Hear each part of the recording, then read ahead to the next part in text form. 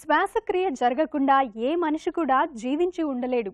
జీవక్రియలకు అవసరమైన ఆక్సిజన్ను శరీరంలోని అన్ని భాగాలకు అందిస్తాయి ఊపిరితిత్తులు. ఈ ప్రక్రియలో అతి ముఖ్యమైన ఊపిరితిత్తుల్లోని చివరి భాగమైన అల్వియోలైలో ఏదైనా కారణంతో ద్రవాలు చేరితే వాయు మార్పిడి జరగదు. ఇది ఎంతో ప్రమాదకరం.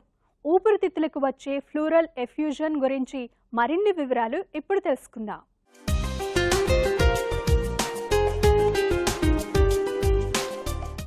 ఊపిరితిత్తుల వ్యాధుల్లో ప్రధానంగా కనిపించేవి ఛాతీలో నీరు చేరడం, రక్తం గూడు కట్టుకుపోవడం, గాలి చేరడం మొదలైనవి. శ్వాసకోశాలకు, ఛాతీ కండరాలకు నడుమ ఖాళీ ప్రదేశం ఉంటుంది.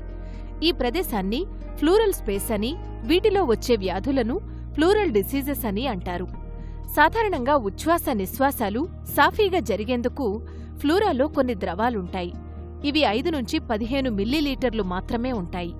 దీనికి మించిన పరిమితిలో ద్రవాలు ఈ ప్రదేశంలో చేరితే శ్వాస ప్రక్రియకు ఇబ్బందులెదురవుతాయి. ఛాతీలో నీరు నిండటాన్నే ప్లూరల్ ఎఫ్యూషన్ అని వ్యవహరిస్తారు. సాధారణంగా కనిపించే బ్యాక్టీరియా ఇన్ఫెక్షన్ నుంచి క్యాన్సర్ వ్యాధి వరకు అనేక రకాల వ్యాధులలో ఛాతీలో నీరు నిండడం జరగొచ్చు. బ్యాక్టీరియల్ ఇన్ఫెక్షన్ శ్వాసకోశాలలో గాని, శ్వాసకోశాలకు దగ్గర ఉండే కాలేయంలో గాని సంభవించవచ్చు. ప్లూరల్ ఎఫ్యూజన్ అంటే abnormal or excessive amount of collection of fluid in the pleural cavity. అంటే ఛాతీలో ఎక్కువ నీరు చేరటం. మామూలుగా కూడా ఛాతీలో ఒక చిన్న క్యావిటీ లాంటి దాన్ని ప్లూరల్ క్యావిటీ అంటాము.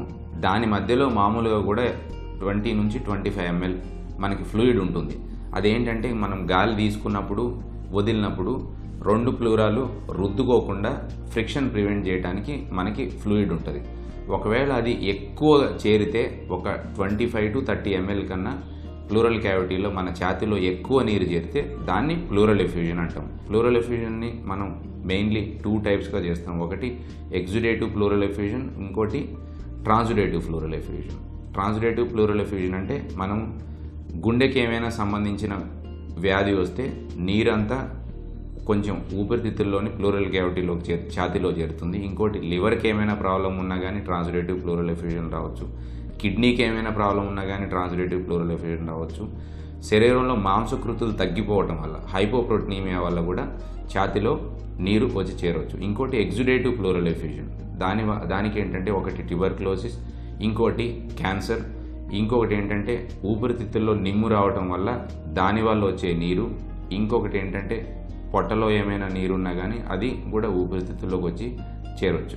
గుండెకు సంబంధించిన వ్యాధులు కానీ, మూత్రపిండాలకు సంబంధించిన వ్యాధులు కానీ ఉన్నప్పుడు పొట్టలో నీరు చేరినట్టుగా ఛాతీలో కూడా నీరు చేరుతుంది. కాలేయానికి సంబంధించిన లివర్ యాబ్సెస్, సిరోసిస్ వంటి వ్యాధుల్లో ప్లూరల్ ఎఫ్యూషన్ వచ్చే అవకాశాలున్నాయి. అత్యంత అరుదుగా మందుల వలన, పారాసైట్ ఇన్ఫెక్షన్ వలన కూడా ఈ వ్యాధి సోకవచ్చు. ఊపిరితిత్తుల క్యాన్సర్లోనే కాకుండా ఇతర అవయవాలకు సోకే క్యాన్సర్ ప్లూరల్ క్యావిటీకి పాకినప్పుడు ఛాతీలో నీరు చేరుతుంది. ఊపిరితిత్తుల్లో నీరు చేరిన వారు ముఖ్యంగా పొడి దగ్గు, ఆయాసంతో బాధపడుతుంటారు. దీర్ఘంగా శ్వాస తీసుకోవడం ఇబ్బందిగా ఉంటుంది. కొంచెం దూరం కూడా నడవలేరు. జ్వరంతో బాధపడుతుంటారు. అలసట, ఛాతీలో నొప్పి, బరువు వంటి లక్షణాలతో సతమతమవుతారు.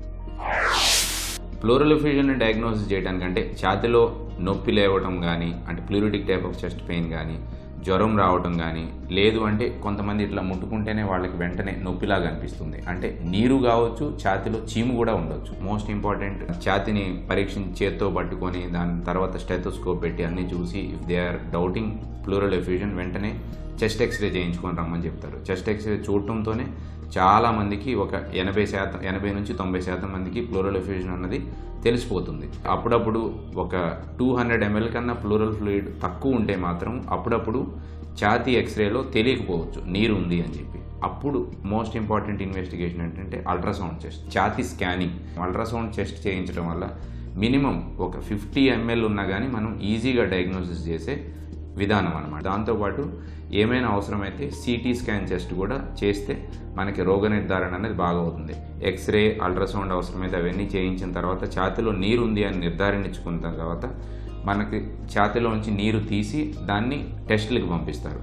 రోగ నిర్ధారణలో మనకి టీబీ అని చెప్తే కనుక 6 నుంచి 9 నెలల పాటు మందులు వాడాల్సిన అవసరం ఉంటుంది.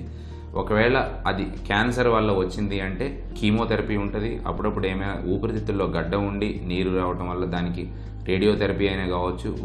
ఒక్క చోటే కనుక క్యాన్సర్ వ్యాపించింది అంటే సర్జరీ వల్ల కూడా చేయవచ్చు. ఒకవేళ ఊపిరితిత్తులో నిమ్ము వల్ల నీరు చేరితే మాత్రం నిమ్ముకు సంబంధించి ఐవి యాంటీబయాటిక్స్ లేదంటే ఓరల్ యాంటీబయాటిక్స్ దానికి సంబంధించిన మెడిసిన్స్ ఇస్తే అది తగ్గిపోతుంది. మోర్ ఇంపార్టెంట్ ఏంటంటే వెంటనే పరీక్షలు చేయించుకోవటం, రోగ నిర్ధారణ ఎందుకు ఆ నీరు వచ్చింది అనేది డాక్టర్ గారు నిర్ధారించిన తర్వాత దానికి సంబంధించిన మందులు వాడితే మనం కంప్లీట్గా ప్లూరల్ ఎఫ్యూజన్ని ప్రివెంట్ చేసుకోవచ్చు. ప్లూరల్ ఎఫ్యూజన్ వ్యాధిని నిర్ధారించడానికి ఛాతి నుంచి నీటిని తీసి పరీక్షలు జరుపుతారు. ఛాతిలో నీరు ఎక్కువగా ఉండి ఆయాసం వస్తుంటే 1/2 లీటరు నుంచి సుమారు 1 లీటర్ వరకు కూడా నీటిని తీయాల్సి ఉంటుంది. కొన్నిసార్లు ఛాతిలోకి ఒక గొట్టాన్ని ప్రవేశపెట్టి నీరు బయటకు వెళ్లిపోయేలా అమరుస్తారు. ఛాతి నుంచి నీటిని సాధారణంగా పరీక్షల కోసమే తీసినప్పటికీ ఎక్కువగా ఉండే నీటిని కూడా ఈ విధంగా తీసివేయడం ద్వారా వ్యాధి లక్షణాలు త్వరితంగా తగ్గుతాయి. ఎక్స్రే తీసినప్పుడు ఛాతి భాగంలో తెల్లగా కనిపిస్తుంది.